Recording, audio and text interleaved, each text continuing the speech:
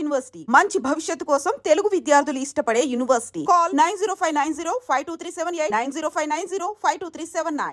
Bird flu ఇది గత 2-3 నెలల నుంచి మనం ఫ్రీక్వెంట్లీ వింటూ ఉన్నాం. చాలా రోజులు ఈ బర్డ్ ఫ్లూ సోకింది, చాలా కోళ్లు చనిపోయాయి అన్నటువంటి వార్తలు ఒక 2 నెలలు కంటిన్యూషన్గా విన్నాం.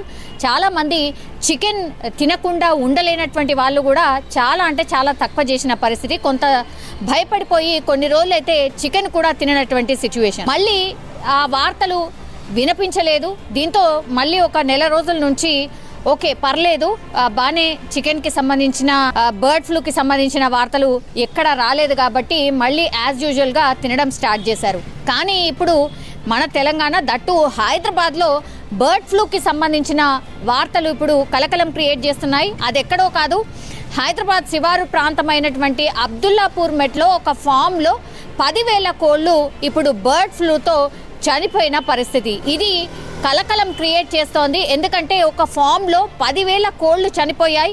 ఆ యజమాని పూర్తిగా ఈ ల్యాబ్కి పంపించిన తర్వాత అధికారులు చెక్ చేసి రిపోర్ట్ ఇచ్చింది ఏంటి అంటే ఎస్, బర్డ్ ఫ్లూ ద్వారానే ఇప్పుడు కోళ్లు చనిపోయాయి అని.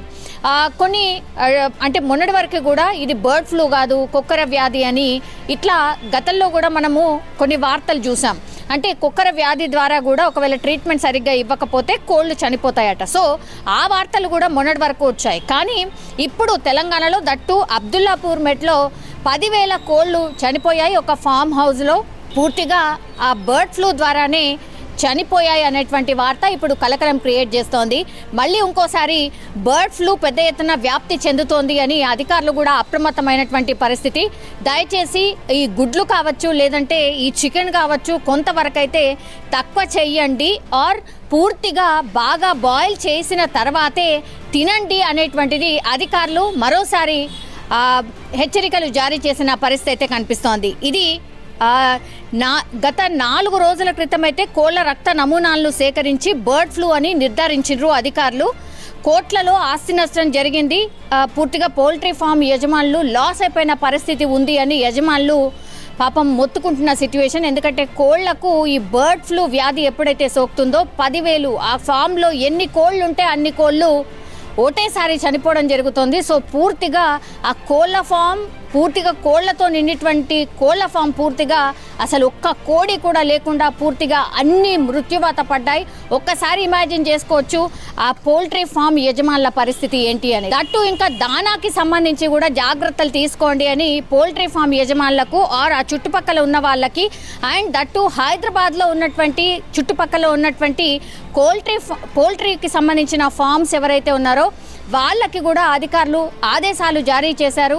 పూర్తిగా ఒకసారి మీరు ఖచ్చితంగా చెక్ చేసుకోండి. ఎందుకంటే అబ్దుల్లాపూర్ మెట్లో బర్డ్ ఫ్లూ కలకలం క్రియేట్ అయిన తర్వాత ఇప్పుడు చుట్టుపక్కల ఉన్నటువంటి అన్ని పౌల్ట్రీ ఫామ్స్కి అధికారులు ఆదేశాలు జారీ చేశారు. ఒక్కసారి చెక్ చేసుకోండి. కోళ్ళని మీరు డాక్టర్ ద్వారా చెక్ చేసుకోండి, అబ్జర్వ్ చేస్తూ ఉండండి.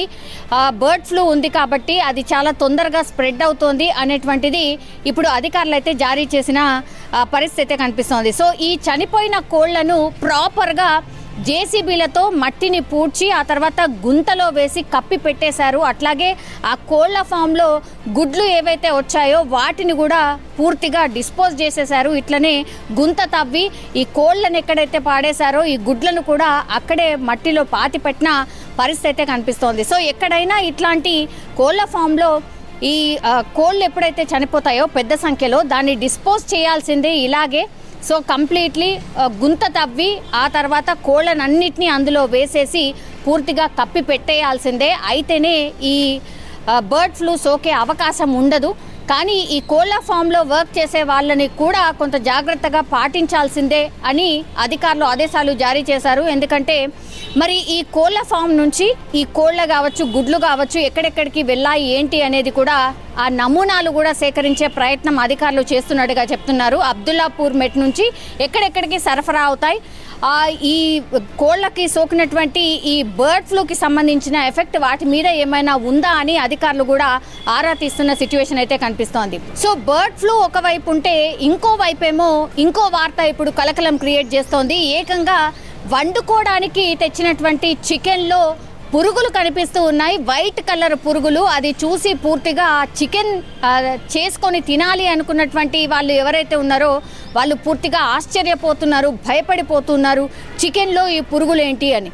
మామూలుగా అయితే కాయగూరల్లో పురుగులు ఉండడం కామన్. అండ్ ఈ మధ్య కాలంలో మనకు అందరికీ తెలుసు, ఈ ఫుడ్కి సంబంధించిన ఫుడ్ ఇన్స్పెక్టర్స్ ఎప్పుడైతే దాడులు చేస్తున్నారో కొన్ని రోజుల పాటు నిల్వ ఉంచినటువంటి, కొన్ని నెలల పాటు నిల్వ ఉంచినటువంటి ఫుడ్ ఐటమ్స్లో ఇట్లాంటి పురుగులు కనిపించడం కామన్. కానీ అప్పుడే ఫ్రెష్గా చికెన్ తీసుకొని వచ్చి వండుదాం అనుకున్న చికెన్లో ఇప్పుడు పురుగులు కనిపించడంతో భయంతో వణికిపోతూ ఉన్నారు. ఇదేంటి అసలు ఫస్ట్ టైం చూస్తున్నాము, బాబోయ్ చికెన్ తినాలంటేనే భయం వేస్తోంది అని అక్కడ ఎవరైతే ఆ చికెన్ వండుకుందామని తెచ్చుకున్నారో వాళ్ళు భయపడిపోతున్న సిచ్యువేషన్ అయితే కనిపిస్తోంది. సో ఒకవైపేమో బర్డ్ ఫ్లూ, ఇంకోవైపేమో ఇప్పుడు చికెన్లో పురుగులు ఏంటి అనేది భయపడిపోతూ ఉన్నారు. సో చికెన్ తినే వాళ్ళు ఎవరైతే ఉన్నారో పూర్తిగా మానేయద్దు అని డాక్టర్స్ అయితే చెప్పట్లేదు. కానీ ఒకవేళ తిన్నా కూడా ప్రాపర్గా మంచిగా ఉడికించిన తర్వాత తినండి. హాఫ్ ఉడికిన చికెన్ని దయచేసి తినకండి. అట్లాగే బయట ఏవైతే చికెన్కి సంబంధించి అమ్ముతారో అవి తినకండి. ఇంట్లో మీరు వండుకున్నటువంటి చికెన్నే ప్రాపర్గా కుక్ చేసి తినండి అని చెప్తున్నారు. అట్లాగే గుడ్లు కూడా అంతే. గుడ్లు కూడా ప్రాపర్గా 10 నుంచి 15 నిమిషాల పాటు ఉడకపెట్టిన గుడ్డుని డెఫినెట్లీ తినండి అనేటువంటి మాట చెప్తున్నారు. సో ఇట్లాంటి జాగ్రత్తలు తీసుకుంటే మాత్రం బర్డ్ ఫ్లూవో ఇంకోటో ఏది సోకే అవకాశం ఉండదు. సో ఉడికిపోయిన తర్వాత ఆ హీట్లో కంప్లీట్లీ ఏదైతే బ్యాక్టీరియా ఉంటుందో, హామ్ చేసే బ్యాక్టీరియా ఏదైతే ఉంటుందో అదంతా చనిపోతుంది. కాబట్టి సేఫ్గా తినొచ్చు అనేటువంటి మాట చెప్తున్నారు. ఇంకొంతమంది అయితే కొన్ని రోజుల పాటు అవాయిడ్ చేయండి, పోయేదేముంది, ఒక 10 నుంచి 15 రోజుల పాటు చికెన్ ముట్టుకోకుండా ఉండండి అనే మాట కూడా చెప్తున్నారు. సో ఇది ఇప్పుడు బర్డ్ ఫ్లూ. ఇంకోవైపేమో చికెన్లో ఏకంగా పురుగులు కనిపించడంతో ఇప్పుడు కలకలం అయితే క్రియేట్ అవుతోంది.